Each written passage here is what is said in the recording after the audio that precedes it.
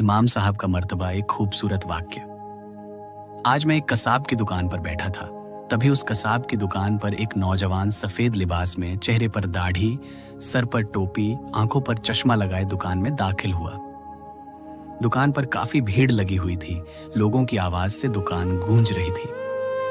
भाई 1 किलो गोश्त देना, भाई 2 किलो गोश्त देना, भाई आधा किलो गोश्त देना। ऐसी आवाजें शोर पैदा कर रही थी। उस दुकान में इन्हीं आवाजों के बीच जैसे ही वो नौजवान दाखिल हुआ, दुकान में कसाई ने सारे ग्राहकों को छोड़कर उस नौजवान से पूछा, क्या चाहिए भाई आपको? नौजवान ने कहा, आधा किलो गोश्त चाहिए। कसाई ने फौरन बेहतरीन गोश्त का टुकड़ा काटा और अच्छी तरह से बोटी बनाकर दे दिया। नौजवान ने कसाब को पैसे देने के लिए हाथ बढ़ाया तो कसाई ने लेने से इनकार कर दिया।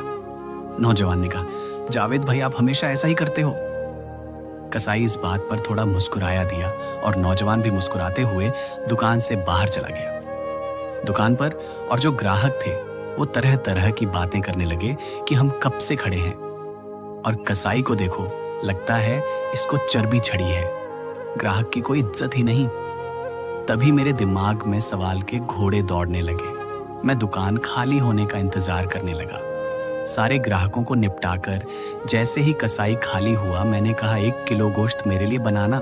फिर मैंने कहा, अभी जो नौजवान आपकी दुकान से गोश्त लेकर गया है, क्या वह आपका कोई करीबी रिश्तेदार है या दोस्त है? सारे ग्राहक छोड़कर आपने सबसे पहले उसको गोश्त दिया। कसाई मुस्कुराया और बोला, जी नहीं, मैं बहुत अचंभे में पड़ गया। फिर मैंने बोला, तो फिर कौन था? वह नौजवान कसाई बोला कि वो मेरी मस्जिद के इमाम साहब थे, जो शख्स मेरी आखिरत बनाने की फिक्र में रहता है और मेरी नमाजों की जिम्मेदारी ले रखी है। मेरे बच्चों को कुरान और हदीस का दर्स देता है। क्या मैं दुनिया में उसके साथ अच्छा सुलूक ना करूं?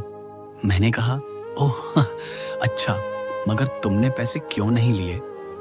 कसाई फिर मुस्कुराया और बोला, क्या तुम्हें नहीं पता मस्जिदों के इमामों को क्या दिया जाता है? कितनी तनख्वाह है उनकी? इतने का तो साहब आप लोग महीने भर में सिगरेट पी जाते हो। मैं सोचने लगा, वाकई बात में तो दम है। कसाई फिर बोला, साहब ये हमारी कौम का खजाना है, इनको बचाना हमारी जिम्मेदारी है।